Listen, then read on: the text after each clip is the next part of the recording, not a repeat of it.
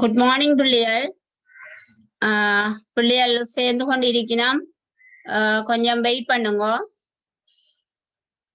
ஒரு 2-3 நிமிஷம் வெயிட் பண்ணுங்க. பிள்ளைகள் இணைந்து கொண்டு இருக்கணும்.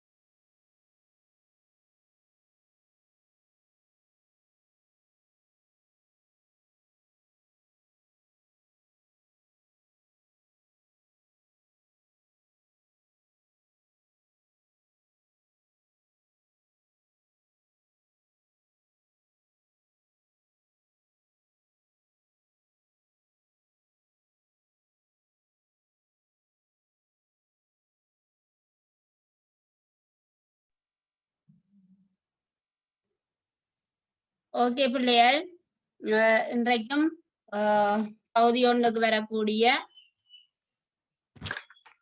நுண்ணறிவு வினாக்கள் சிலவற்றை பார்ப்போம். பேனா ஒன்றை வாங்கி கொண்டு 50 ரூபாய் தாழ்காசு ஒன்றை கடைக்காரரிடம் கொடுத்த போது இன்னும் 5 ரூபாவை கேட்டு பெற்றுக்கொண்ட கடைக்காரன் ரூபாய் 38 மீதியாக கொடுத்தான் எனின் பேனாவின் பெறுமதி யாது? நீங்க கொஞ்ச நேரம் முயற்சி செய்யுங்க. அந்த கேள்வியை வாசிச்சு இதுக்குரிய விடிய உங்களால சுருக்கமா காண முடியுமான்னு செய்து பாருங்க. சரிதானே மிஸ்? உங்களை விளங்கப்படுத்துறேன். நீங்க ஒரு நிமிஷம் வாசிங்க கேள்விய.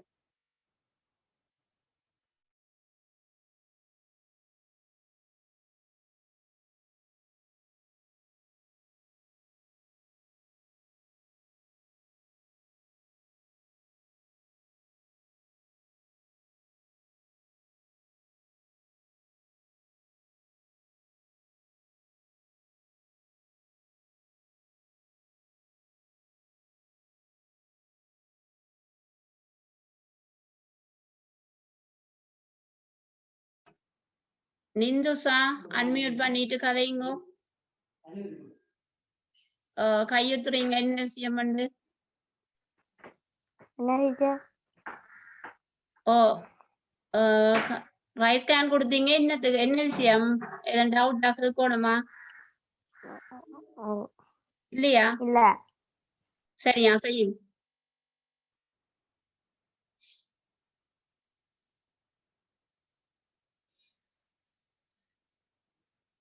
ரைட், பாப்பம் கேள்விய பாப்பம். பேனா ஒன்றை வாங்கி கொண்டு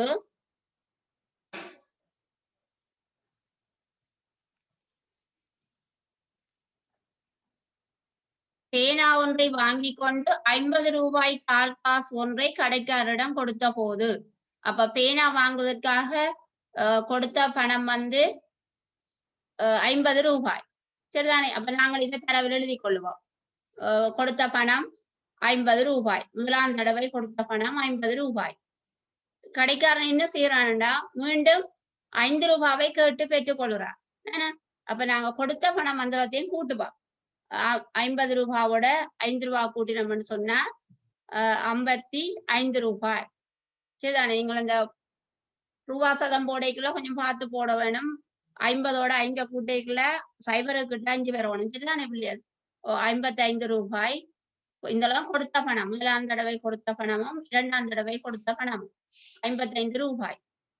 இனி பாப்போம் எவ்வளவு காசு மீதியாக கொடுத்தவர் 38 ரூபாய். அப்ப கொடுத்த பணத்துல 2 தடவை கொடுத்த பணத்துல இருந்து மீதியாக கடைக்காரன் கொடுத்த பணத்தையும் கழிச்சு பார்த்தோம்னு சொன்னா இடையில வார வித்தியாசம் தான் அந்த பொருளின் பெறுமதி. சரிதானே? அப்ப பேனா ஒன்றின் விலை காண என்ன செய்ய வேணும்? ரூபாய் 55 கொடுத்த பணம், மீதியாக கொடுத்த பணம் 38. அப்ப ஒன்றுல இருந்து ஒன்றை நாங்க கழிச்சு விட்டோம்னு சொன்னா மீதியா கிடைக்கிறது 17 ரூபாய். இந்த 17 ரூபாய் தான் பேனா ஒன்றின் பெறுமதி. சரிதானே? இது முதலாவது கணக்கு. நீங்கள் என்ன செய்ய வேணும்னு சொன்னா கொடுத்த பணங்களை 2 முதலாம் தடவை 2ஆம் தடவை அல்லது 3ஆம் தடவை கொடுத்த பண மந்திரத்தை நீங்கள் கூட்ட வேண்டும். கூட்டிக் கொண்டு மீதியாக கொடுத்த பணத்தை கழிச்சு எடுக்க வேண்டும். இதுல கணக்கை நீங்க யோசிக்க தேவையில்லை. சரிதானே? கூடுதலான பிள்ளையோ சரியா விட அடிச்சிருக்கிறீங்க 17 ரூபாய். கட்டிக்கார பிள்ளைகள் ரைட். அடுத்த கணக்கு போவான். இது செய்து கொண்டிருப்பீங்கன்னு நினைக்கிறேன். செய்த முறைப்படி எழுதினீங்கன்னா உங்களுக்கு சுவா. சரிதானே? இந்த படிமுறையா நீங்க கணக்கு எழுதி கொள்ளுங்க. அடுத்த கணக்கு பாப்போம்.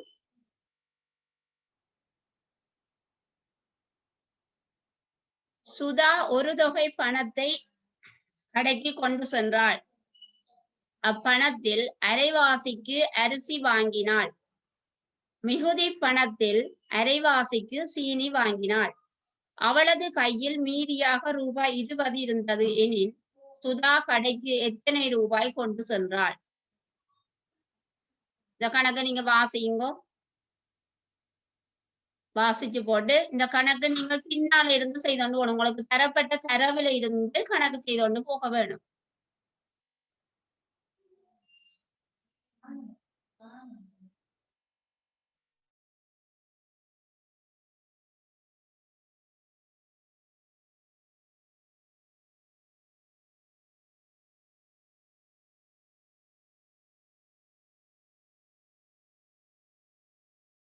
பாப்பம் பிள்ளைகள் சுதா ஒரு தொகை பணத்தை கடைக்கு கொண்டு சென்றாள். பாப்பம் கடைக்கு கொண்டு சென்ற தொகையை உங்களுக்கு இப்ப தெரியாது. அரைவாசிக்கு அரிசி வாங்கினாள். அதுல 2ல் ஒரு பங்குக்கு அரிசி வாங்குறாள். மிகுதி பணத்தில் அரைவாசிக்கு சீனி வாங்கினாள். அவளது கையில் மீதியாக ரூபாய் 20 இருந்தது எனின் சுதா கடைக்கு எத்தனை ரூபாய் கொண்டு சென்றாள்? பாப்படங்களுக்கு கிடைத்த பணம், அதாவது மீதியாக கிடைத்ததுல இருந்துதான் நாங்க கணக்க செய்ய வேண்டும். இந்த மீதியாக கிடைத்த பணம் எவ்வாறு இருக்குன்னு சொன்னால் ஏதோ ஒரு பொருள் வாங்கின பிறகு அரைவாசி காசுதான் இந்த 20 ரூபாய். சரியா? அதுதான் என்ன மீதி பணத்தில் அரைவாசிக்கு சீனி வாங்கினாள் என்று சொல்லப்பட்டிருக்கு. அப்ப சீனி வாங்கின பணம் 20 ரூபாய். சரிதானே? இந்த அரிசி வாங்கின பணம் இருந்ததுன்ற மீதியில இருந்துதான் இந்த சீனியை வாங்குகிறாள் அரைவாசிக்கு. சரிதானே? அப்ப சீனி வாங்கின பணம் 20 ரூபாய். சீனி வாங்கின பணம் 20 ரூபாய் என்றால் ஏற்கனவே மீதியாக கையில இருந்தது 20 ரூபாய் உங்களுக்கு தரப்பட்டிருக்கு. அப்ப நாங்கள் 20 20 40 ரூபாய் தான் அரிசி வாங்கிய பின் மிகுதியாக இருந்தது. அந்த அரிசி வாங்கிய பின் மிகுதியாக இருந்த இந்த 40 ரூபாவைத்தான் 2ஆக பிரிக்கப்பட்டிருக்கு. சரிதான்? இந்த படிமுறையில நீங்க கணக்கு செய்யுங்க. அரிசி வாங்கிய பின் மிகுதி பணம் 40 ரூபாய் இருந்திருக்கு. அந்த 40ல அரைவாசி தான் மிகுதி அவங்களுக்கு 20 இருக்குன்னு சொன்னா சீனி வாங்கிய பணம் 20 ரூபாய். சுதா கடைக்கு கொண்டு சென்ற பணம் பாக்குறதுக்கு நாங்க என்ன செய்ய வேணும்? அரிசி வாங்கிட்டால் அரைவாசிக்கு, கடைக்கு கொண்டு சென்ற பணத்தின் அரைவாசிக்கு அரிசி வாங்கிட்டா. இந்த அரிசி வாங்கிய பணம் இங்க கண்டுட்டோம் நாங்கள் 40 ரூபாய். சரியா? அரிசி வாங்கிய பின் மீதி பணம் 40 ரூபான்னு கண்டுட்டோம். அரிசி வாங்கிய பணம் எங்களுக்கு 40 ரூபான்னு தெரியும். ஏன்னா அரைவாசி தான் அவ கொண்டு சென்ற பணத்துல அரைவாசிக்கு தான் அரிசி வாங்கினவ. அப்ப கொண்டு சென்ற பணம் இந்த அரைவாசி 40 ரூபாவோட இன்னும் ஒரு பகுதி இருக்கு 40 ரூபாய். சரிதானே? 40 ரூபாய் சக 40 ரூபாய் விட 80 ரூபாய். சரியா விட அளிச்சிருக்கிறீங்கள்.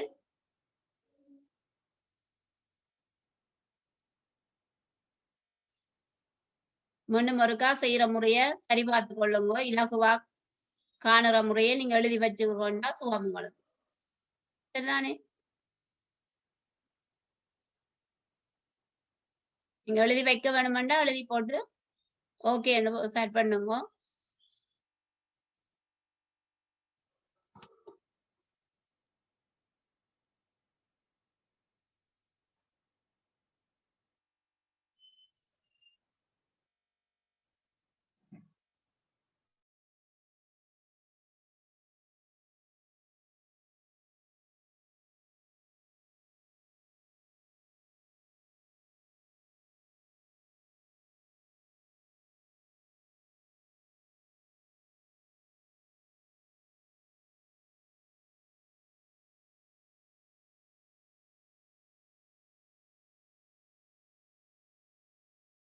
பிள்ளைகள் ஓகே, அடுத்த கணக்கு போவோம்.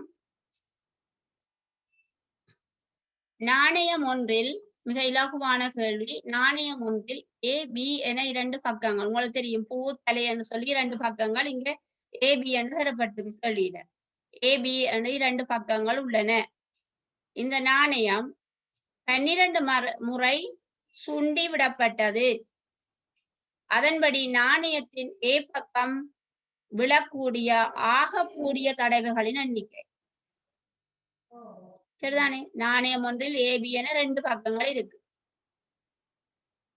அதுல A விழக்கூடிய ஆகக்கூடிய தடவைகள். கணக்க வாசித்து மிக இலகுவான கணக்கு. சரிதானே?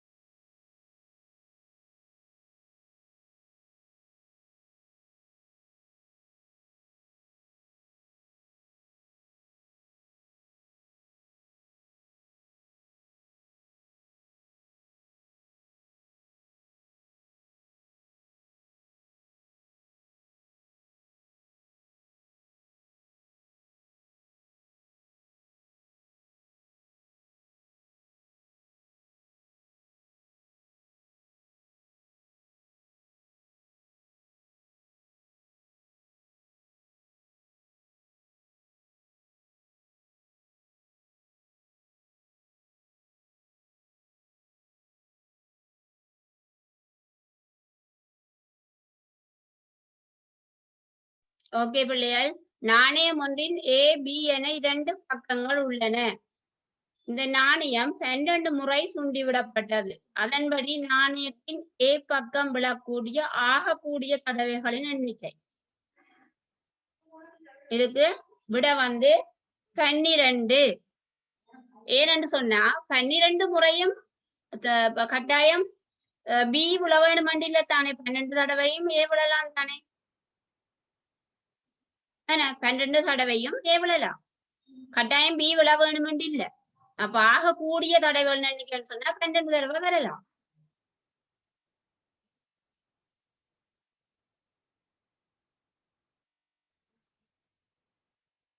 இதுல டவுட் இருக்கும்?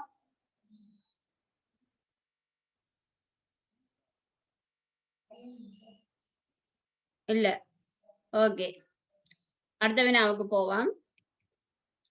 பெட்டி ஒன்றில் உள்ள மாம்பழங்களை ஒரு குவியலில் 3 மாம்பழங்கள் வீதம் இருக்குமாறு குவியல்களாக பிரிக்கப்பட்டுள்ளது. இறுதி குவியலை அமைக்கும் போது ஒரு மாம்பழம் குறைவாக இருந்தது.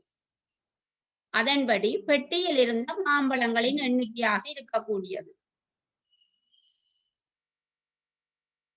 3 3ஆக பிரிக்கப்படுது. ஒரு குவியல ஒரு பெட்டியில உள்ள மாம்பழத்தை 3 3ஆக பிரிக்கப்படுது, குவியலாக்கப்படுது. வாசிச்சுட்டு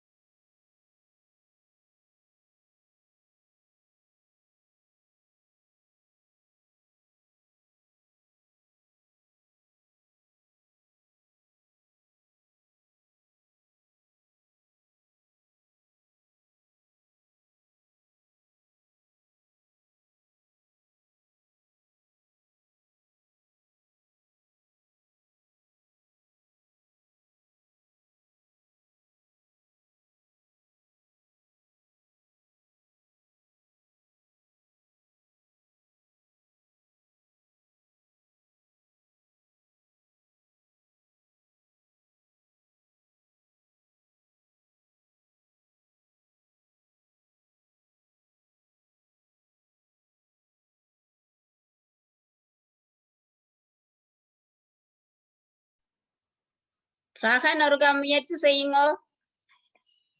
ரகன் கணக்கு சுலபமான கணக்கு. ரகன் ஒருக்கா முயற்சி செய்யுங்க கணக்கு.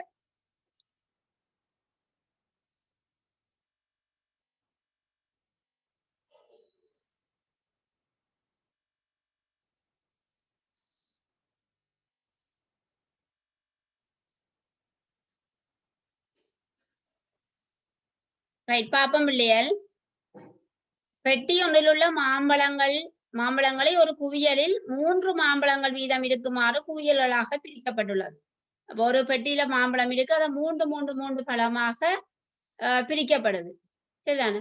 இதுல நீங்க கவனிக்க வேண்டியது, இறுதி குவியலை அமைக்கும் போது, அதாவது கடைசியாக ஒரு 3 பழம் சேர்ந்து ஒரு குவியலை அமைக்கும் போது ஒரு மாம்பழம் குறைவாக இருந்தது. ஒரு மாம்பழம் போதாது. அப்ப எத்தனை பழம் இருந்திருக்கும்? 2 பழம் மீதியாக இருந்திருக்கும். அதன்படி பெட்டியில் இருந்த மாம்பழங்களின் எண்ணிக்கையாக இருக்கக்கூடியது. நீங்க என்ன செய்யலாம்? 3ஆல வகுக்கும் போது 2 மீதியாக வர வேண்டும்.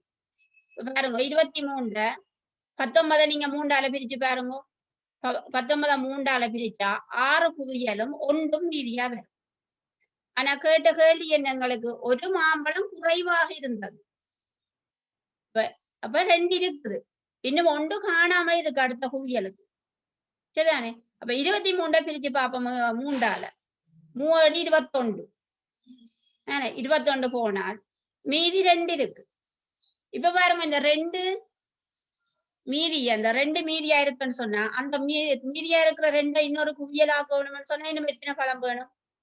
ஒரு பழம் வேணும்.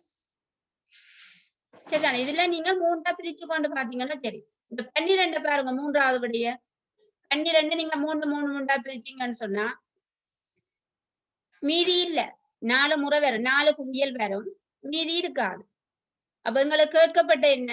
2 மிஞ்சி இருக்கு. மறைமுகமா 2 மிஞ்சி இருக்குன்றதான் சொல்லப்பட்டிருக்கு. ஏன்னா அடுத்த குவியலை ஆக்குவதற்கு ஒரு மாம்பழம் குறைவாக இருந்தது. அப்ப இன்னொரு மாம்பழம் காணாது, போதுமானதாக இல்லை. இன்னொரு மாம்பழம் வந்தாதான் அடுத்த குவியலை உருவாக்கலாம். அவ்வாறான விட என்னவா இருக்கும்? 23. பாருங்க, 23 3ஆல பிரிச்சோம்னு சொன்னால் 7 குவியல் வந்திருக்கும். மிச்சம் 7 21. அப்ப 21 23ல இருந்து 21 கழிச்சோம்னு சொன்னா 2 மீதியாக இருக்கு. 2 மீதியாக இருந்தபடியா இன்னும் ஒரு மாம்பழம் இருந்தால்தான் நாங்கள் இன்னொரு குவியலாக்க முடியும். ஆகவே இதுக்கு விட என்ன? 23. நீங்க கேள்விய வடிவா விளங்கி கொள்ள இல்லை. மிக சுலபமான ஒரு வினா. கனவேர் 12 விட போட்டுக்கிறீங்க. 3 3 குவியலாக்கும் போது சமனாக வரும், மீதி இல்லாம வரும். அப்படின்னு சொன்னா இதை நீங்க கவனிக்கலாம். அண்டர்லைன் பண்ணி இருக்கிற பாருங்க, இறுதி குவியலை அமைக்கும் போது ஒரு மாம்பழம் குறைவாக இருந்தது. ஒரு பிள்ளை சரியா ஆன்சர் போட்டிருக்கிறா, 23. மெட்டாக்கள் 12 தான் கூட போட்டிருக்கிறீங்க. எழுதி கொள்ளுங்க இத. மூன்றுக்கும் செய்க வழியை போட்டு செய்து கொள்ளுங்க பிள்ளையர்.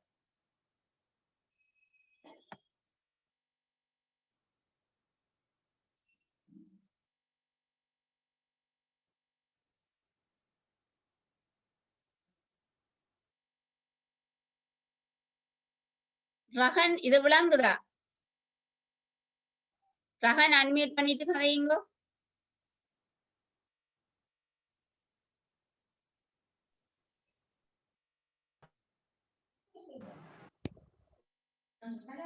இல்ல டீச்சர்.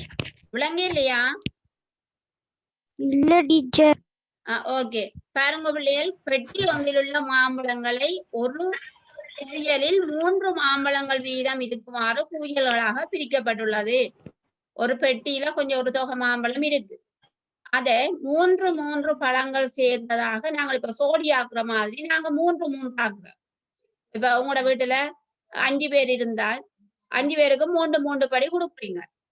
அதே போலதான் இங்க பிரிக்க சொல்லி இருக்கு. 3 சேர்த்து ஒரு ஆளுக்கு கொடுக்க சொல்லி இருக்கு. ஒரு ஆளுக்கு கொடுக்குறோன்னு நாங்கள் வைப்போம். ஒரு ஆளுக்கு 3 பழம் வீதம் கொடுக்க போறோம். கொடுத்தால் கடைசியாக உள்ள ஒருவருக்கு கொடுக்கறதுக்கு ஒரு பழம் போதாது. என்ன சொன்னா மறைமுகமா என்ன, அவருக்கு கொடுக்கறதுக்கு 2 தான் இருக்கு, இன்னும் 1 வேணும். அப்ப 2 மீதியா இருக்குது. சரிதானே? அதான் அதன் அர்த்தம். இப்ப பாருங்க, நாங்கள் எந்த விடைய 3 பிரிச்சோம்னு சொன்னா எங்களுக்கு 2 மீதியா வரப்போதுன்றதை நாங்க முதல் கேள்வியை வச்சோன்னு விளங்கி கொள்ளுவோம். சரிதானே?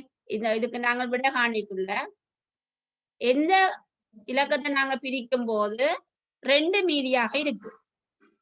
2 மீதியா வந்தானே பிள்ளைகள் இன்னொரு ஆளுக்கு ஒன்று போதாம இருக்கும். ஆதலால நாங்கள் 19 3 பிரிச்சோம் வேண்டாம், 3 6 18 பேரும். அப்ப 6 பேருக்கு கொடுக்கலாம்.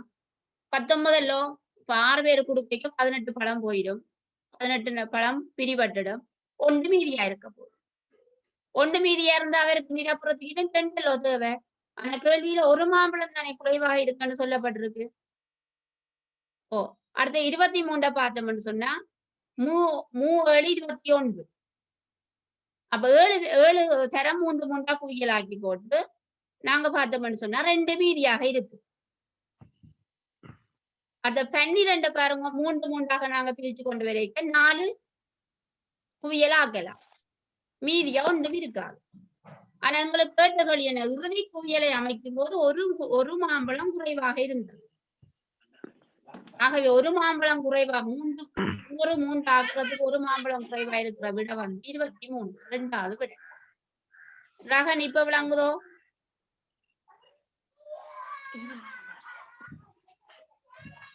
அன்மியூட் பண்ணிட்டு கதைங்க ரகன்.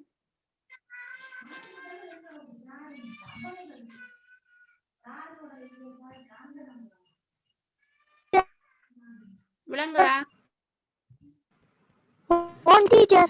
ஓகே, நீங்க விளங்காட்டி பிறகு கேளுங்க, அடுத்த கேள்விகள் கடைசியா கேளுங்க. ரைட், ஓகே, நாங்க அடுத்த வினாவுக்கு போவோம்.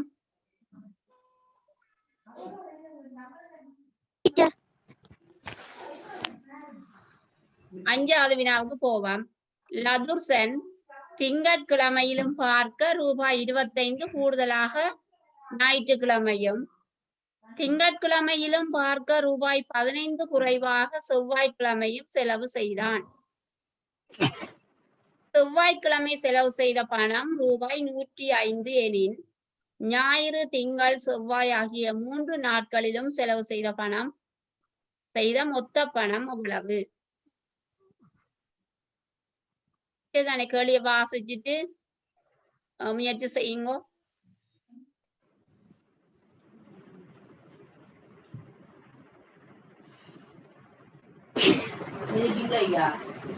செய்யறேன்.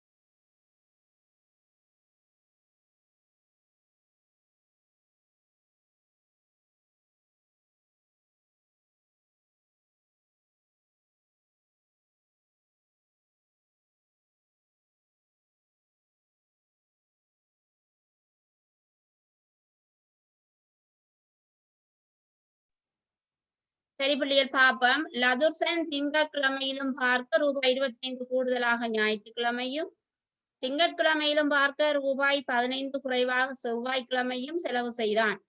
செவ்வாய்க்கிழமை செலவு செய்த பணம் ரூபாய் 105. எங்களுக்கு இதுல செலவு செய்த தொகை தந்திருக்கிற நாளைத்தான் நாங்கள் முதல்ல எடுக்க வேணும். பாருங்க, செவ்வாய்க்கிழமை செலவு செய்த பணம் 105 ரூபான்னு தரப்பட்டிருக்கு. இனி இதை வச்சுக்கொண்டு நாங்கள் அடுத்த வினாவுக்கு போவோம், அடுத்த தரவுக்கு போவோம். பிள்ளைகள் இதுல கொஞ்ச நேரத்தால இது கட்டாயினா திரும்ப ஒருக்கா ஜாயின் ஆகிக்கொள்ளுங்க. 2 கேள்வி இருக்கு, விளங்கப்படுத்துறேன். செவ்வாய்க்கிழமை செலவு செய்த பணம் எங்களுக்கு 105 ரூபான்னு தரப்பட்டிருக்கு. இதை வச்சுக்கொண்டு பார்ப்போம். என்ன சொல்லப்பட்டிருக்கு? திங்கட்கிழமை செலவு செய்த பணம் என்னன்னு சொல்லப்பட்டிருக்குன்னு சொன்னா, லதுர்சன் திங்கட்கிழமையிலும் பார்க்க ரூபாய் 25 கூடுதலாக ஞாயிற்றுக்கிழமையும், திங்கட்கிழமையிலும் பார்க்க ரூபாய் 15 குறைவாக செவ்வாய்க்கிழமையும். அப்ப திங்கட்கிழமையை விட 15 குறைவாக செவ்வாய்க்கிழமையும். அப்ப செவ்வாய்க்கிழமையை விட 15 ரூபாய் கூடத்தானே திங்கட்கிழமை செலவு செய்திருக்கிறார்.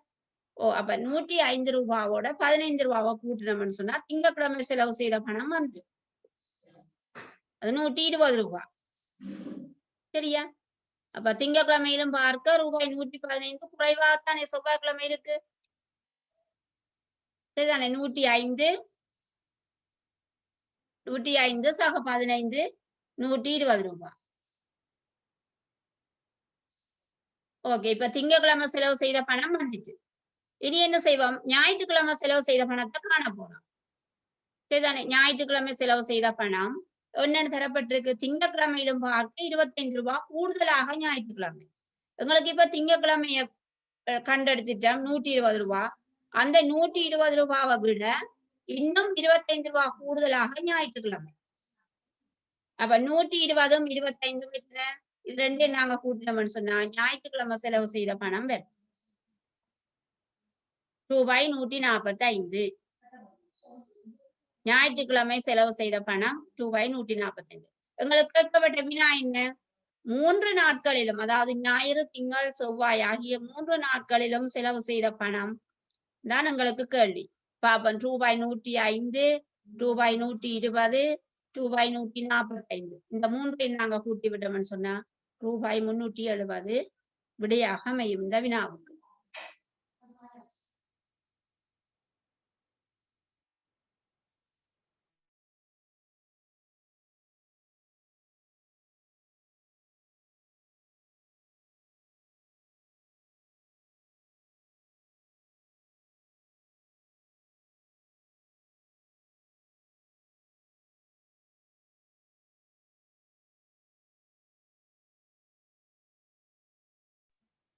விடை தவறாக கூடுதலான பிள்ளைகள் போட்டிருக்கிறீங்க. ஒருக்கா திரும்ப உங்களோட விடையை ஒருக்கா சரி பார்த்து கொள்ளுங்க. இதுல செய்க வழியெல்லாம் போடப்பட்டிருக்கு, சரி பார்த்து கொள்ளுங்க. செவ்வாய்க்கிழமை செலவு செய்த பணம் 105 ரூபாய். திங்கட்கிழமை செலவு செய்த பணம் செவ்வாய்க்கிழமையை விட 15 ரூபாய் கூட. என்ன அதோட ஞாயிற்றுக்கிழமை செலவு செய்த பணம் திங்கட்கிழமை செலவு செய்த பணத்தோட கூட்டுறோம். செய்ய வழியும் எழுதி நீங்க எழுதினீங்கன்னா இந்த கணக்கு திரும்ப ஒரு முறை நீங்க பார்த்து கொள்ளலாம்.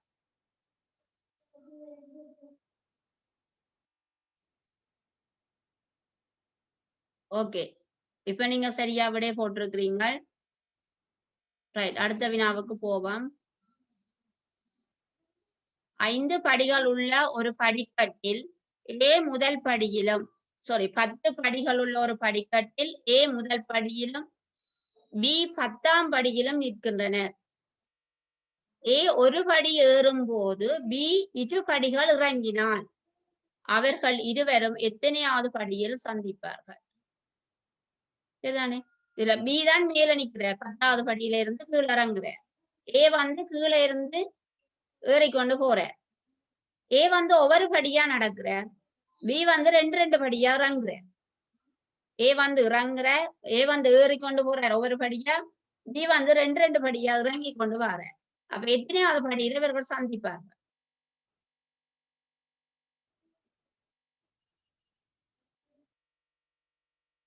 ஒரு கேள்வியை வாசிச்சு போட்டு முயற்சி செய்யுங்க.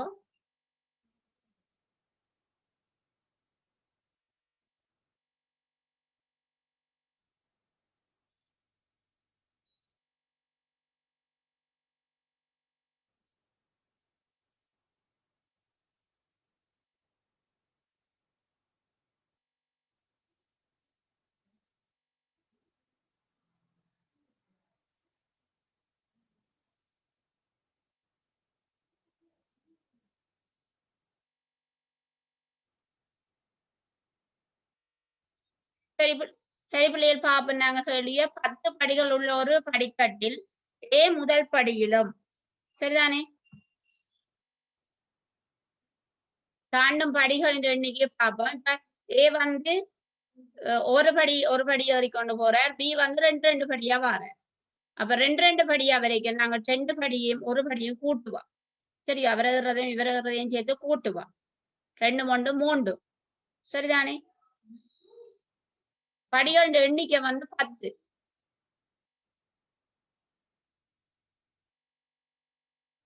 பாப்போம் 10 நாங்கள் 3ஆல பிரிச்சோம்னு சொன்னால் 3 9 பேரும் ஒரு படி மிஞ்ச போகுது. சரி அதுதான் 3வது படி 2 பேரும் 3வது படியில வந்துட்டு அடுத்தது ஒரு படி நாங்கள் மீதி ஒன்றை சேர்த்தோம்னு சொன்னா 4வது படியில சந்திக்கணும். இது சுருக்கமான செய்க வழி சரிதானே நீங்கள் படியெல்லாம் கீறி 2 அவரங்களை பார்க்க தேவையில்லை. இப்ப டி என்றவர் 10ல இருந்து திரும்ப 8க்கு வந்து திரும்ப 6க்கு வந்து திரும்ப 4க்கு வந்து அப்படி நீங்க படிமுறையா செய்ய தேவையில்லை. அதே போல ஏ என்பவர் 1 2 3 பார்க்க தேவையில்லை. சரிதான சுருக்கமான ஒரு செய்க வழி. கூடுதலான பிள்ளைகள் இந்த கேள்விக்கு விடை அளிச்சிருக்கிறீங்க. சுருக்கமான விட சுருக்கமா காண்ற முறையை நீங்க கையாளுங்க. விளங்கிட்டேன்னு சொன்னா நீங்கள் கை அடையாளம் போட்டீங்கன்னு சொன்னா அடுத்த வினாவுக்கு போகலாம்.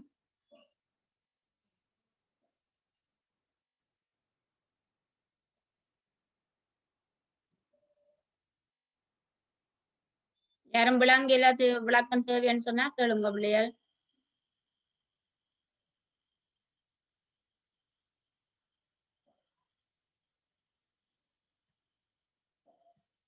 ரைட் அப்ப நாங்கள் அடுத்த கேள்விக்கு போவோம். பூனை ஒன்று ஒரு பிள்ளை கையுத்துறீங்களா யாருன்னு சொல்லுங்க. அன்மியூட் பண்ணிட்டு சொல்லுங்க.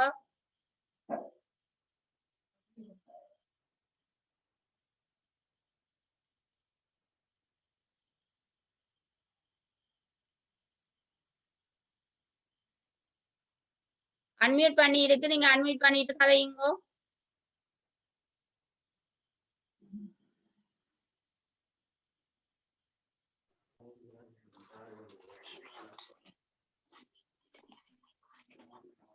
Okay okay right. பூனை ஒன்று 11 அடி உயரத்தில் உள்ள எலியை பிடிப்பதற்கு 3 அடி பாயும் போது 1 அடி வழுக்கி கீழே வரும். அது எலியை பிடிப்பதற்கு அவ்வாறு எத்தனை தடவைகள் பாய வேண்டும்? சரிதானே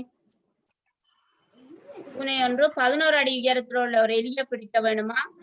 ஒரே டைம்ல 3 அடி பாய்தான் திரும்ப 1 அடி சறுக்கி வருதா? சரிதானே அது எத்தனையாவது தடவையில எத்தனை தடவை பாஞ்சா அந்த எலிய பிடிக்குமா? இதுவும் ஒரு இலகுவான செய்க வழி மூலம் நாங்கள் படம் குறி பார்க்க தேவையில்லை. இலகுவான செய்க வழி மூலம் எங்களுக்கு தேவை பகுதி 1 வினாவுக்கு மிக விரைவாக விடையை கண்டுபிடிக்க வேண்டியது. ஆகவே சுருக்கமான வழி ஒன்று. எலி உள்ள தூரம் வந்து 11 அடி.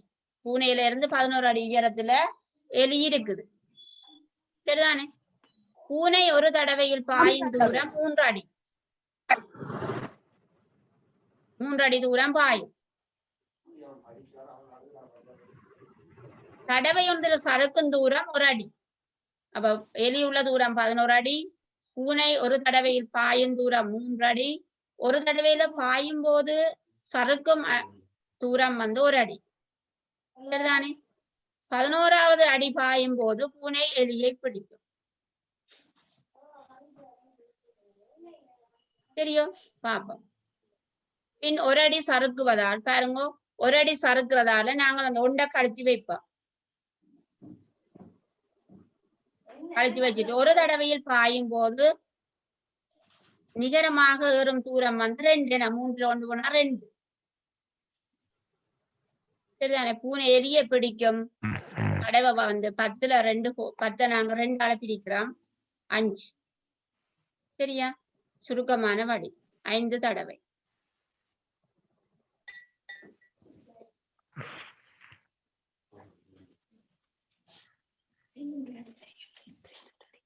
ஐந்தாவது தடவையில பூனை வந்து எலிய பிடிச்சிடும்.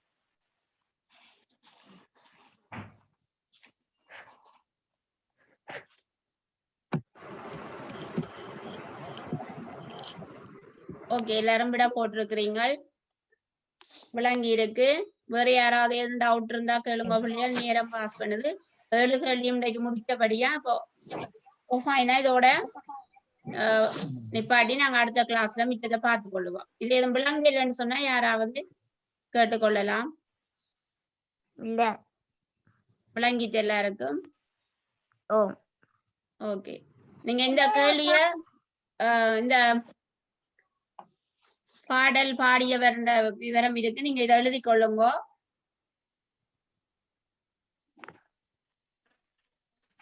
டைம் ஆஃப் ஆயினு சொன்னா நீங்கள் உங்களுக்கு சட்டு போட்டு விடுறேன், அதுல சட்லயும் பார்த்து எழுதலாம். ஓகே பிள்ளைகள்?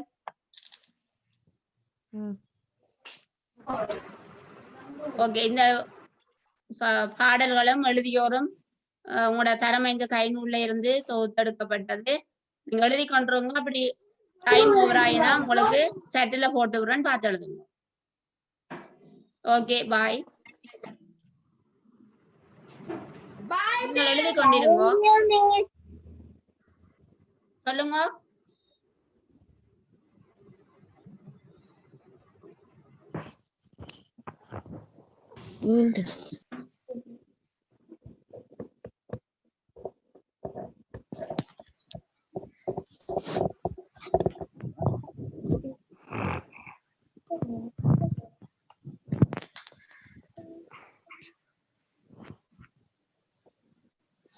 பாவனன் திசை மாற்றி வந்த நாள் இது பூவண்ணன் ஆடி பிறக்கும் நாளை விடுதலை சுமந்து சுந்தர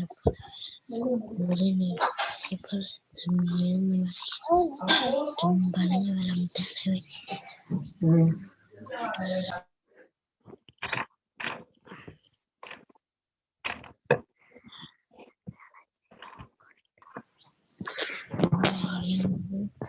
அரண் இயற்கை அழகினை கண்டு கண்டு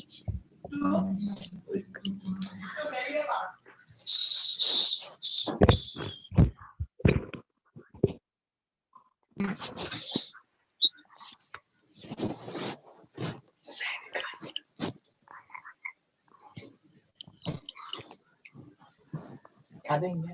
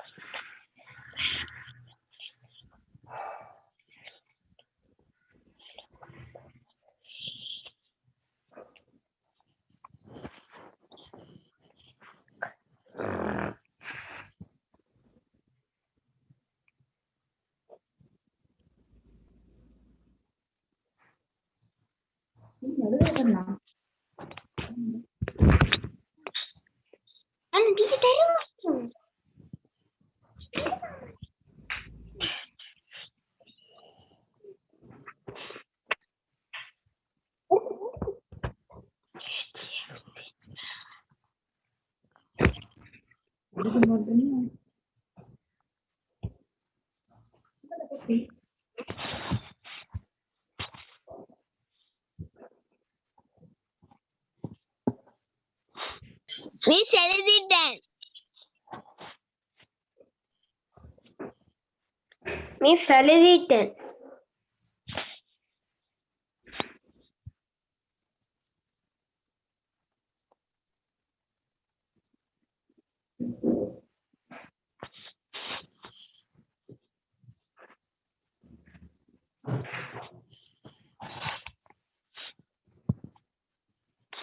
பிள்ளைகள் ஓகே, எல்லாரும் எழுதிட்டீங்க போல இருக்கு. அப்ப எண்டாக்குவோம். ஆகுது. நீங்கள் தேவையான விஷயங்களை பார்த்துக் கொள்ளுங்க. செய்க வழியில் ஏதாவது தேவைன்னு சொன்னா